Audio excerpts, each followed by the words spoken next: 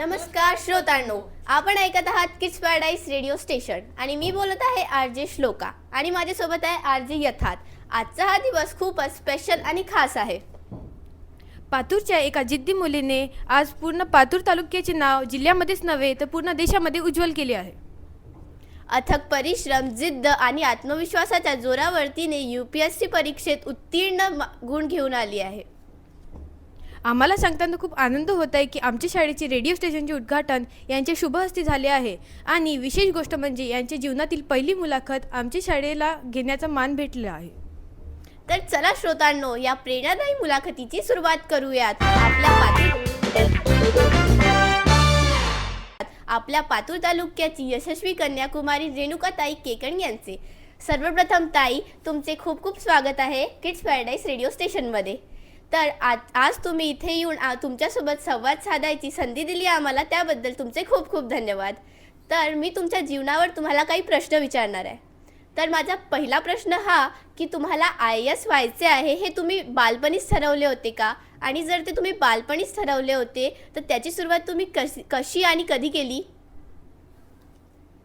तर खरा प्रवास सांगायचं झालं तर माझी ही जी सुरुवात आहे, माझं हे जे स्वप्न आहे ते मी 4थी ते 5वी मध्ये असताना ठरवलं होतं.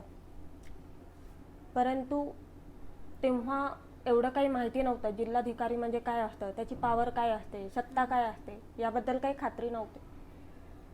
तर जो पक्का निर्धार मी केलाय तो खऱ्या अर्थाने 9वी 10वी मध्ये असताना तो माइंडमध्ये आला. आणि 10वी नंतर एक डिसिजन माझा फिक्स झाला आहे की 11th-12thला मला आर्टमध्ये प्रवेश घ्यायचा आहे आणि BA करून सोशियोलॉजी करून मला UPSCकडे माझा कल वाढत गेला. तो खऱ्या अर्थाने सुरुवात ही 10वी नंतर झाली होती.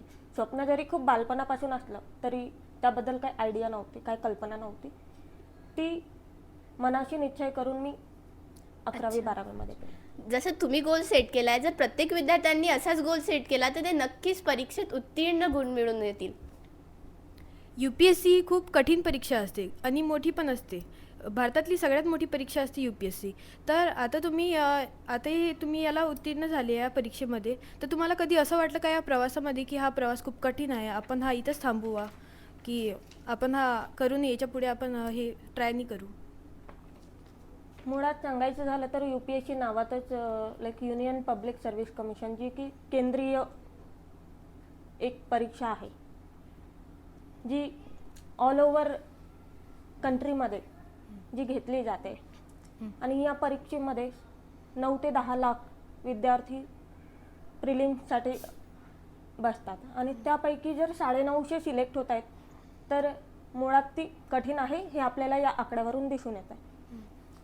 पण जर जिद्द असेल, चिकाटी असेल आणि अभ्यासामध्ये संयम असेल आणि सातत्य असेल तर कुठलीही परीक्षा ही कठीण नसते असं मला वाटतं.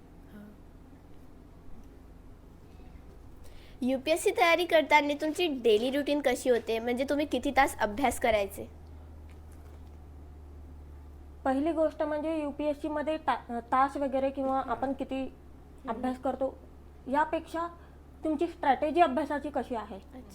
तुम्ही आजपेक्षा कालपेक्षा आज किती बेटर आहात, आजपेक्षा उद्या किती बेटर आहात, आजपेक्षा उद्या आपले 2 पानं शिल्लक वाचून होतील का, याकडे जर जास्त लक्ष दिलं तर कदाचित हे शक्य होऊ शकतं.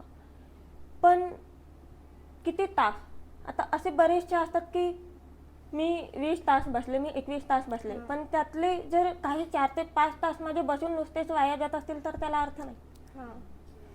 So rather than hours important हे आहे की तुम्ही किती पेजेस कंप्लीट करताय, तुमचा किती सिलेबस लवकर कंप्लीट होतोय. माझ्या जर्नीमध्ये असं होतं की मी दिवसा 1 म्हणजे दुपारी 1 ते सायंकाळी 5 पर्यंत मी झोपायचे आणि 5 पासून दुसऱ्या दिवशी 1 पर्यंत म्हणजे पूर्ण रात्र अभ्यास करायचे. अच्छा, नक्कीच तुमची जशी डेली रुटीन होती, प्रत्येकाने जर तशी डेली रुटीन फॉलो केले तर नक्कीच ते UPSC क्रॅक करू शकतील. आणि उद्या जर तुम्ही जिल्हाधिकारी म्हणून जबाबदारी स्वीकारली तर कोणत्या विजन आणि कोणत्या क्षेत्रात सर्वप्रथम काम करायला आवडेल? पहिली गोष्ट म्हणजे एक अधिकारी म्हणून हां मला सगळ्यात आधी दिव्यांगांसाठी काम करायचं आहे. हां जे दिव्यांग आपल्या भारतामध्ये आहे 2011च्या जनगणनेनुसार 2.67% एवढे दिव्यांग भारतामध्ये आहेत. त्यांच्यासाठी मला काम करायचं आहे. त्यानंतर महिला एम्पॉवरमेंट जे आपण म्हणतो विमेन एम्पॉवरमेंट, त्यासाठी मला काम करायचं आहे. नक्कीच तुम्हाला यामध्ये नक्कीच यश मिळेल. तर आम्ही आता तुम्हाला घेऊन जाणार आहे एका रॅपिड फायर राऊंडमध्ये. ताई ताई या राऊंडमध्ये आपल्याला एका शब्दात उत्तर द्यायचं आहे. जलद प्रश्न जलद उत्तर. तर माझा सर्वात पहिला शब्द, तुमचा आवडता विषय, सोशिओलॉजी, तुमची प्रेरणा, डॉक्टर बाबासाहेब आंबेडकर, UPSC तयारीतील सर्वात कठीण टप्पा, इंटरव्ह्यू, आवडतं पुस्तक, व्यक्ती आणि वल्ली, तुमचा आवडतं छंद, कॅलिग्राफी, एका शब्दात स्वतःचं वर्णन. एक जिद्दी व्यक्तिमत्व. ताण कमी करण्यासाठी काय करता? सॉरी, ताण कमी करण्यासाठी काय करता? दानधर. ताण कमी करण्यासाठी काय करता? Stress management. ओके, तर स्ट्रेस मॅनेजमेंटसाठी मी पेंटिंग करते. एक सवय जी यशासाठी खूप उपयोगी ठरली. एक सवय जी यशासाठी खूप उपयोगी ठरली. सातत्य, की रोज अभ्यास करणं. तुमचा आवडता प्रेरणादायी विचार. Service before self. अच्छा.